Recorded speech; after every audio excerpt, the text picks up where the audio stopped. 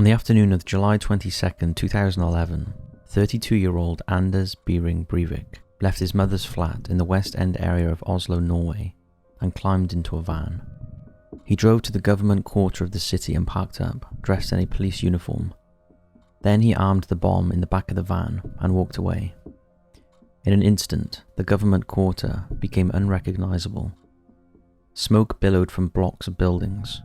The wreckages of cars stood solemnly on the roads, and injured bodies and debris littered the streets. The explosion was catastrophic, killing 8 people and injuring 209 more. And yet it was just the beginning of Breivik's horrific plan, which would soon see him kill a further 69 people. The 2011 Norway attacks are impossible to forget, especially for those who lived through it. Following Breivik's arrest, newspapers reported on this lone right-wing terrorist, describing him as a man who'd been radicalized by far-right anti-Muslim and ultra-nationalist writers and influencers, a man fueled by hatred. In this documentary, we aim to shed light on the origins of this man, as well as the paths which led him to take the lives of 77 civilians, as we examine the nightmarish case of Anders Behring Breivik, Norway's neo-Nazi terrorist.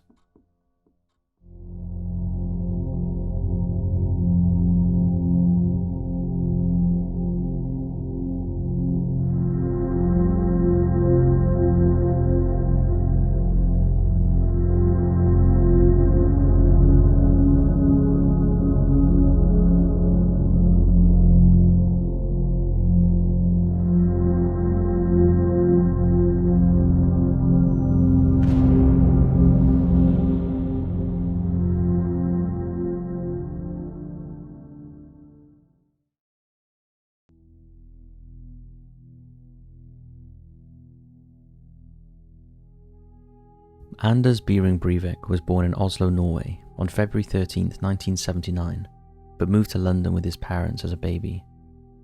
His father, Jens Breivik, reportedly came from a strict background with little communication in the family.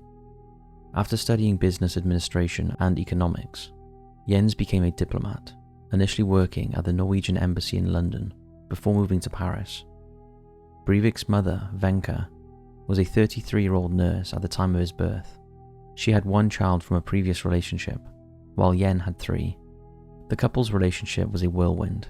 They married and fell pregnant shortly after meeting, but the fire seemed to die out just after Breivik was born, and the couple divorced when he was just 18 months. The split was reportedly not on good terms, with Wenche later describing Jen as a devil incarnate, and Jens labeling Wenche mad. Following the split, Breivik, his half-sister Elizabeth, and their mother returned to Oslo, moving into Jens' ministerial apartment in Fritzner's Gate. But it wasn't long before more difficulties arose. By all accounts, Breivik had a difficult relationship with his mother, even before he was born. During pregnancy, Wenche claimed that Breivik was nasty, and that he was kicking her on purpose. Though she had wanted to abort him, by the time she was able to get to the hospital, it was too late, as she was over 3 months into the pregnancy and legally unable to abort. A psychologist's report later stated that she thought Breivik was determined to destroy her. She reportedly stopped breastfeeding him early because he was sucking the life out of her.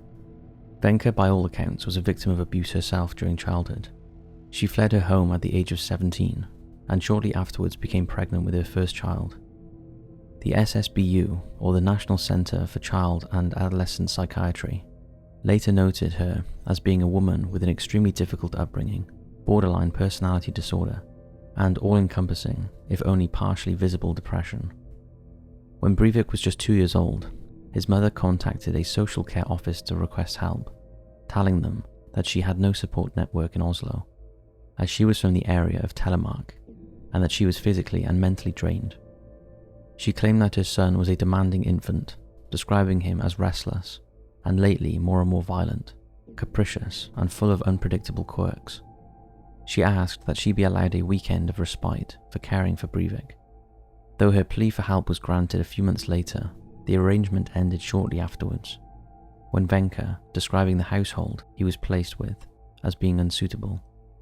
The couple who temporarily cared for the 2-year-old, meanwhile, did not take a liking to Wenche either, noting that she was difficult and that some of her behaviours were odd. A news report from TV2 observed that Wenka told the couple that her son had only seen girls urinate and asked them would he be allowed to touch the man's private parts, because at home there was no one for him to compare himself to in terms of appearance. Several years later, neighbours would tell Jens that they often heard fighting between the two, and that Breivik and his sister were regularly left home alone, as Wenka worked double shifts all throughout the night. Wenka was known to switch quickly between moods, lashing out angrily in one moment and crying for forgiveness in the next. The SSBU wrote in a later report that she shifts very quickly between speaking to him with a sugary voice and openly expressing a death wish. They noted that Breivik was often confused by his mother's mixed signals, which they labelled double communication. It has been suggested that her issues with her son stemmed from the fact that he was a child of Jens, a man she now despised. She described Breivik's smile as being inappropriate, condescending, and disdainful, and by 1983, she was referring to him as aggressive, clingy, and hyperactive. She later recalled fearing that he would become violent one day. With age Borchgrevink observing in his book, A Norwegian Tragedy, that she saw him as an adult violent person, she was afraid that he would assault people. A psychiatrist would later note that Breivik was a victim of his mother's projections of paranoid aggressive and sexual fears towards men in general, and that she projects onto him her own primitive, aggressive and sexual fantasies, all the qualities in men that she regards as dangerous and aggressive. The family maintained contact with social services over the next couple of years, and in 1983 moved into a bigger flat with the help of Jens, who hoped that the bigger space would stop Wenka from feeling like their son was constantly treading on her toes. Breivik spent his 4th birthday with the SSBU, being examined, along with his mother and sister, and being subject to numerous tests. Specialists who were watching him in the playroom noted that he appeared to not know how to play with toys. He often wandered around or sat passively with them. Though he was reportedly known to play shop games with the local children, he seemed to be more interested in the working toy till rather than the actual game or social interactions. Reports noted that Breivik lacks imagination and empathy, and that he lacks joy when using toys. Experts also saw that he had good language skills, and yet struggled to communicate his own feelings with others. Further reports stated that contrary to what his mother said about him, Breivik was careful, controlled, fusses little, is extremely tidy and clean. He does not initiate contact with other children himself. He participates mechanically in activities, without showing particular joy, often looks sad.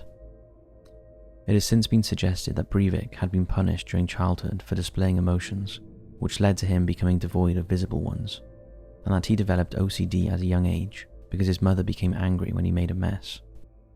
Breivik was ultimately not given any formal diagnosis by the SSBU, other than being labelled a divergent child. A psychologist also added in his report that he had become an anxious, passive child that averts making contact. He displays a manic defense mechanism of restless activity and a feigned, deflecting smile. Considering the profoundly pathological relationship between Anders and his mother, it is crucial to make an early effort to ward off a severely skewed development in the boy. During the family's stay with the SSBU, Breivik's mother was observed with great interest. The SSBU described her as pushing her son away and pulling him towards her, and added that she often blamed others for her issues, was unable to set boundaries and limits, and seemed to see in black and white terms only. Another SSBU report noted that Wenka sexualized the young Breivik, hit him, and frequently told him that she wished he were dead.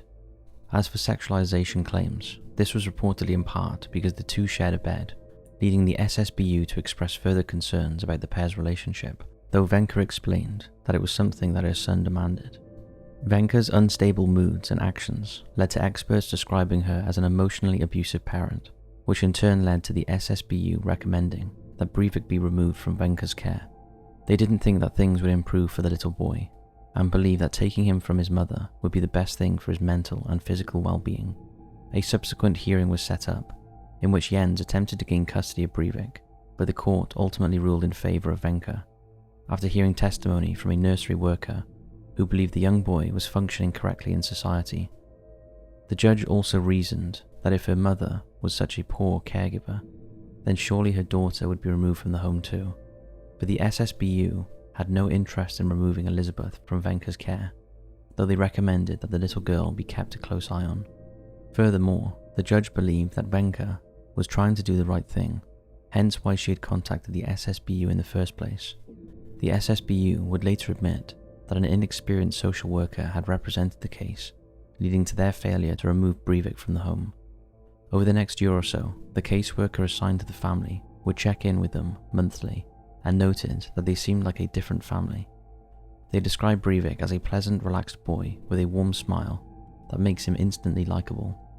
He and his sister were labelled as well-mannered, playing together quietly, while Wenche was noted to be in control of her emotions, a far cry from the woman she had presented herself as for that month when the SSBU watched her and her children. Ultimately, Breivik remained in his mother's custody, and no further attempts were made to remove him from the home. Breivik didn't appear to have a bad time in school. A former classmate recalled that he was a clever student and was physically strong, allowing him to step in and stand up for the smaller children who were bullied relentlessly day in and day out. He also maintained a relationship with his father, who was still living in France, and visited him and his new wife regularly until they split up when he was 12. Writer Age Broshkrovik noted that after this point, Breivik's relationship with his father began to stumble, and despite the fact that the pair ultimately lost contact, with Breivik blaming Jens, he still defended his father in his later writings, noting, "The thing is that he is just not very good with people." Breivik's stepmother would later recall his disdain for the educational system. As an adult, he wrote that his most vivid memory from primary school was being forced to complete mandatory knitting and sewing courses. Writing, "These courses were first implemented in various Western European countries as a result of Marxist revolution," and added that they were implemented with the goal of deliberately contribute to feminize European boys in their insane quest to attempt to create the Marxist utopia, consisting of true equality between the sexes.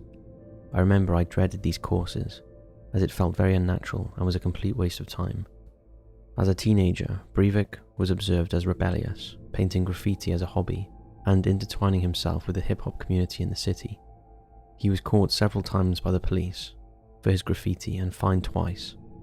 At this point in 1995, aged 15, Jens reportedly cut off Breivik and stopped all contact with him. Jens, though, saw things differently from his son, stating, "I was always willing to see Anders." Breivik also began weight training during this time, working out at 6 a.m. every morning before school, and started to use steroids. Growing up from his teens into a young adult, he became extremely concerned about his physical appearance, continuing to use steroids well into adulthood. A childhood friend of his recalled encountering him on the bus once, and noted that he'd obviously had plastic surgery. Some reports note that he went abroad to get his forehead, chin and nose worked on. During his manifesto, Breivik spoke about his adult life, but notably lied about it and blamed others for some of his issues. He claimed that he did not enter the military after graduating from high school because he needed to care for his sick mother, but this was later found to be untrue. Breivik was not conscripted because he was deemed unfit for service during a mandatory assessment. He also explained that he didn't study at university because he didn't want to work in politically correct Norway, noting that he detested ordinary people's banal everyday life. He further added that he had little to no friends because he was not interested in developing relationships. Some reports state that Breivik was teased by his new friends and classmates for having little experience with the opposite sex.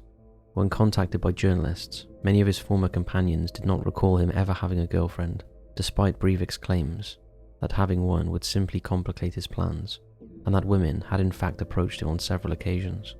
A childhood friend said, "He was always talking about women, but we never met any of them. He has never had a girlfriend as far as I know."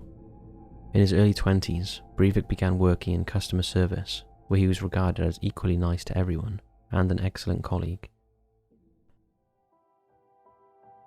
Planning the 2011 Norway attacks.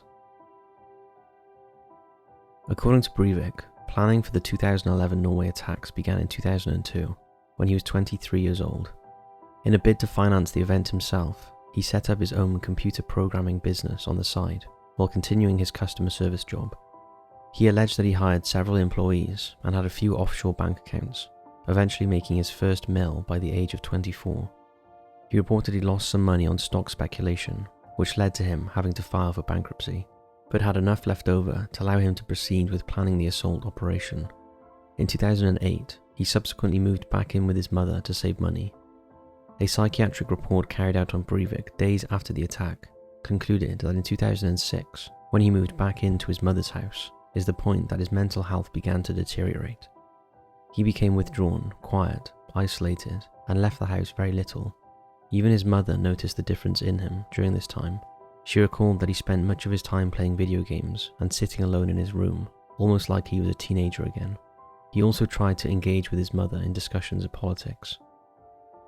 In 2010, Breivik spent 6 days in Prague in the Czech Republic while attempting to locate and purchase weapons. He noted, having done some research online, that Prague is known for maybe being the most important transit site point for illicit drugs and weapons in Europe. Before his trip, he hollowed out the back seats of his vehicle so that there was enough space for any guns he might buy. He desired to purchase an assault rifle, a Glock pistol, hand grenades, and a rocket-propelled grenade. But despite his attempts, he was unable to acquire any firearms and claimed that the city was far from any ideal city to buy guns.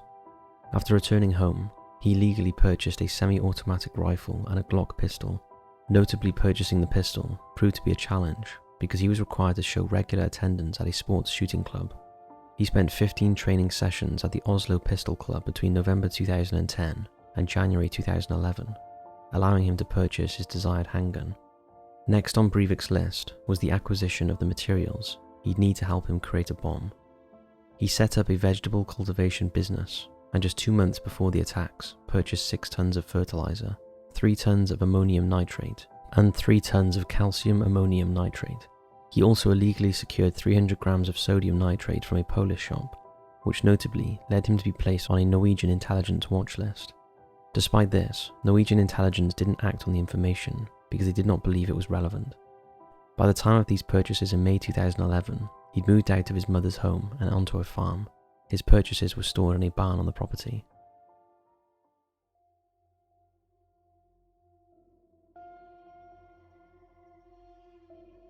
At 3:25 on the afternoon of July 22, 2011, a bomb was detonated inside a white Volkswagen Crafter parked in the GovernmentQuarter of Oslo. CCTV later showed that the car was spotted at 3:13 just before the H block, with its hazard lights on. The vehicle sat for a further 1 minute and 54 seconds before it was driven the last 200 meters and parked outside the entrance of the main government building. The driver, dressed in a police uniform, exited the vehicle and stood for around 7 seconds before leaving the scene. It was later discovered that Breivik had another vehicle nearby, which he used to quickly exit the area. He could not be positively identified using the surveillance footage, as he was wearing a police helmet with a face shield. The blast when the bomb in the vehicle went off was horrific.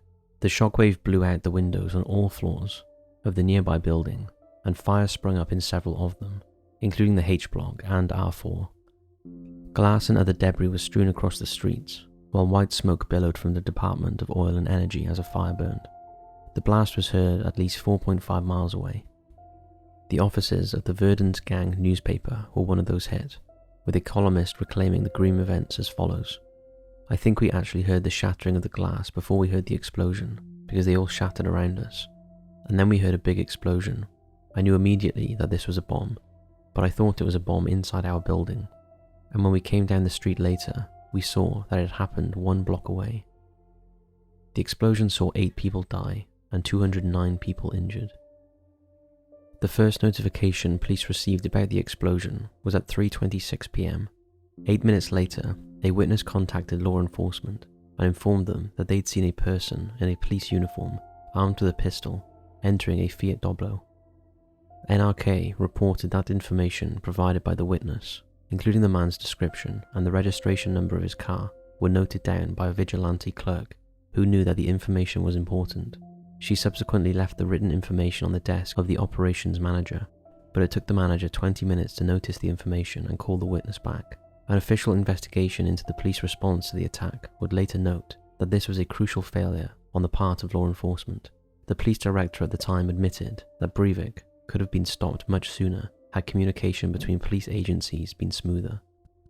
About 1.5 hours after the explosion, Breivik, using a false police ID and still dressed in uniform, boarded the ferry to the island of Uthe, where an annual youth camp held by the Norwegian Labour Party's Workers' Youth League was taking place.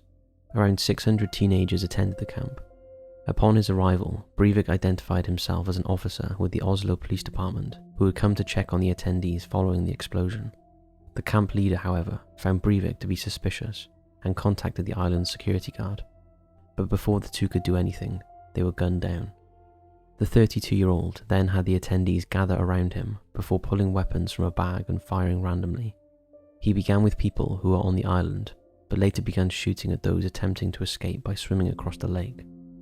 The foreign news correspondent for NRK told reporters, "I spoke to some witnesses who had seen youngsters trying to hide by the waterside, and the gunman came towards them and fired point blank at them with a machine pistol while they were lying on the water's edge." Meanwhile, a 15-year-old survivor recalled hearing the gunshots, but when she looked, she saw someone who appeared to be a police officer, and she felt a sense of safety. Moments later, though, she realized the man dressed in the uniform was the one pulling the trigger. She told NPR, "I saw many dead people. He first shot people on the island. Afterwards, he started shooting people on the water. At one point, she hid behind a boulder that Breivik was standing on. I could hear his breathing from the top of the rock."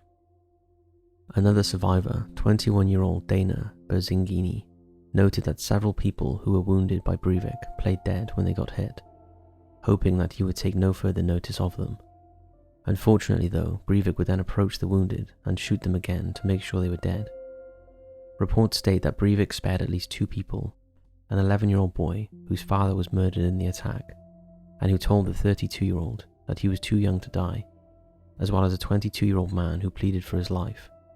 Survivors described harrowing scenes of watching their friends die and hiding amongst brush and rock, and inside caves, as they waited for the massacre to end, listening to the madman that was Breivik shouting, "You will die today, Marxists, liberals, members of the elite." The youngest victim was 14 years old, while the final victim was 16. The brutal slaughter of 69 people finally came to an end after an hour and a half at 6:25 p.m, when a police tactical unit arrived on the island. The police chief later admitted that authorities had issues getting to the island due to a lack of available transportation until the tactical unit turned up. When confronted by armed police and told to surrender or be shot, Breivik laid down his weapons and surrendered. Of the 517 people who survived the attack, 66 were injured. Police officials noted that Breivik used dum-dum bullets, described in the New York Times as expanding rounds designed to inflict the deadliest wounds possible in unarmored victims. Following Breivik's arrest, he was held on the island and extensively questioned throughout the night. He was subsequently moved to an Oslo holding cell. Breivik, by all accounts, was a communicative perpetrator, freely admitting to his crimes and discussing the ideologies and political stances with the officers interrogating him. He revealed that he had wanted to target former Prime Minister Gro Harlem Brundtland, who was the Labour Party leader between 1981 and 1992, and who had attended the youth camp earlier in the day to give a speech. However, railway delays meant that he couldn't carry out his initial plan. Despite admitting to setting off the bomb and carrying out the massacre on the island, Breivik refused to take moral culpability, labelling his actions atrocious but necessary, and claiming that he had attacked to save the country and Western Europe from a Muslim takeover. His lawyer added he wanted a change in society, and from his perspective, he needed to force through a revolution. He wished to attack society and the structure of society. Breivik believed the Labour Party had played a massive part in the supposed moral decline of Norway, and stated that they had to pay the price for letting down Norway. While in custody, Breivik also called himself the greatest monster since Quisling, referring to Vidkun Quisling, a Norwegian military officer and Nazi collaborator who headed Norway's government during Nazi Germany's occupation of the country. Breivik was charged with 2 counts of terrorism.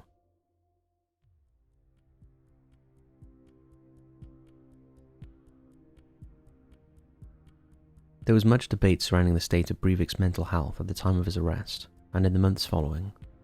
Several court-appointed forensic psychiatrists, who were the first professionals to see him following the murders, diagnosed him as having paranoid schizophrenia, and claimed that the 32-year-old was suffering from a psychotic episode at the time of the July 22nd attacks. They noted that he seemed to be emotionally numb and had a severe lack of empathy, and observed his compulsive behaviours and his grandiose and delusional thoughts. Their report stated that Breivik referred to himself as Europe's most perfect knight since World War II, and spoke of how he was a warrior in a low-intensity civil war. The psychiatrist concluded that he was suicidal and homicidal, and deemed that he was criminally insane. This led to much outrage across the country, as it meant that Breivik could be confined to a mental hospital and could not be sentenced to prison. Family members of the deceased and survivors of the attack petitioned fiercely for justice, while experts debated how accurate this recent report was in reflecting Breivik's state of mind at the time of the murders. The medical staff of the prison, where he was being held, did not believe that Breivik was criminally insane or that he was schizophrenic, instead offering up the suggestion that he was suffering from one or more personality disorders. In January 2012, a new panel of psychiatrists was put together to observe Breivik and determine his mental state once and for all. 3 months later, in April, the new panel concluded that he was not psychotic during the attacks or his new evaluation. They diagnosed him, though, as having antisocial personality disorder, as well as a narcissistic personality disorder. Breivik himself noted that he was disappointed when he was initially labelled criminally insane, writing to several Norwegian newspapers. "I must admit, this is the worst thing that could have happened to me, as it is the ultimate humiliation. To send a political activist to a mental hospital is more sadistic and evil than to kill him. It is a fate worse than death." In June 2012, Norwegian psychiatrist Ulrik Fredrik Molt testified in court that he thought it was highly unlikely that Breivik was suffering from schizophrenia. He believed he likely had Asperger's syndrome, Tourette syndrome, narcissistic personality disorder, and possibly paranoid psychosis. As symptoms of these things, he pointed towards the 32-year-old's odd behavior during childhood, his detailed and obsessive study of firearms and bombs, his way of talking, and his fascination with numbers.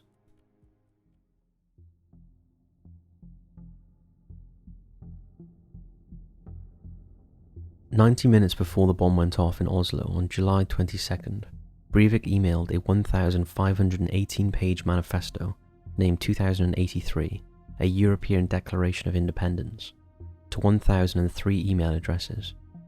It is largely made up of writings of other people, generally far-right writers and influencers, and in the introduction, Breivik claimed that politically correctness was a huge problem and had contributed considerably to the supposed downfall of society. He referred to his political correctness on numerous occasions as cultural Marxism. Later in the manifesto, Breivik discussed his dislike for the way he felt the country was heading, noting his desire to preserve a Christian Europe and his disdain for the moral corruption of the Western world, which he largely blamed on leftists and feminism. Described as a far-right neo-Nazi, Breivik's manifesto detailed his support for numerous movements and concepts, including xenophobia, cultural conservatism, ultra-nationalism, Islamophobia, anti-feminism, and far-right Zionism. He noted a particular hatred for Muslims and Islam, and made clear his desire for the patriarchy to remain strong. Breivik made clear his disgust with women in his life, disliking their feminine traits, such as being vulnerable, and discussing one's feelings, condemning their romantic and sex lives, and describing women overall as emotional, unstable, promiscuous, and wholly unequal to men. He called his mother's new husband a primitive sexual beast, and claimed that his mother and sister have not only shamed me, but they have shamed themselves and our family, a family that was broken in the first place due to secondary effects of the feministic sexual revolution. Speaking of his upbringing, he added, "I do not approve of the super-liberal, matriarchal upbringing, as it completely lacked discipline and has contributed to feminizing me to a certain degree." Many parts of Breivik's manifesto can be attributed to far-right blogger Peder Jensen, who is often known by the pseudonym Fjordman, and who believes that multiculturalism, including Muslim mass immigration, is a threat to the Western world. In a self-published book, Jensen wrote, "Islam and all those who practice it must be totally and physically removed from the Western world." Jensen was quoted 111 times throughout the manifesto, though he condemned Breivik following the July 22nd attacks. Throughout the piece, Breivik called for Hindus to drive Muslims out of India and praised Hindu nationalist groups, claiming that he had tried to reach out to such groups on several occasions. He further demanded that all Muslims be deported from Western Europe by 2083, and stated that he wished European policies on multiculturalism to align with those of Japan and South Korea, stating that they are not far from cultural conservatism and nationalism at its best.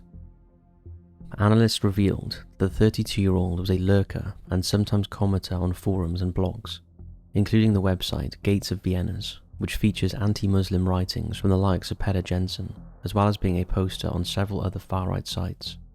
Following his arrest, it was noted that Breivik was, for some time, a member of the Norwegian Progress Party, considered to be the most right-wing political party represented in Parliament.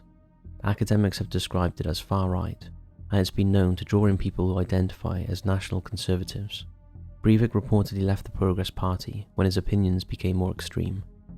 Later in the manifesto, Breivik predicted how he would be represented in the mainstream media, stating, "However, since I manifest their worst nightmare, systematical and organised executions of multiculturalist traitors, they will probably just give me the full propaganda rape package and propagate the following accusations: paedophile, engaged in incest activities, homosexual, psycho, ADHD, thief, non-educated, inbred, maniac, insane, monster, etc.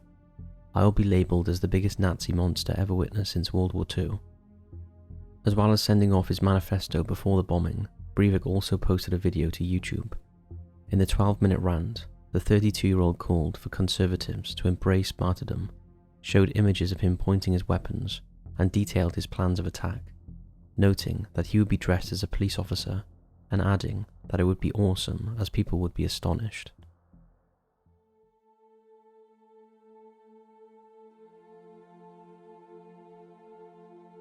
On August 24, 2012, Breivik was deemed sane and sentenced to life in prison.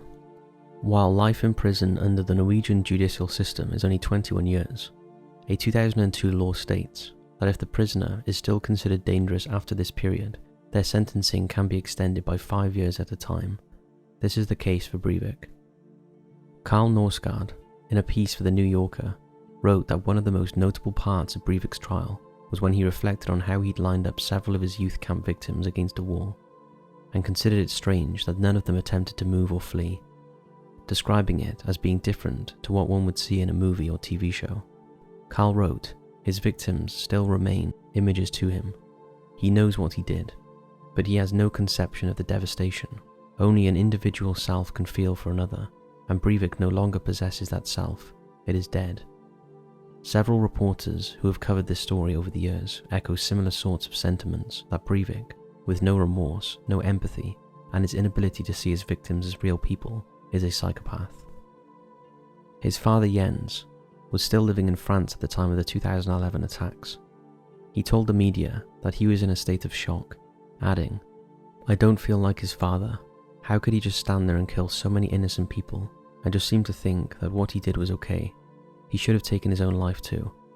That's what he should have done."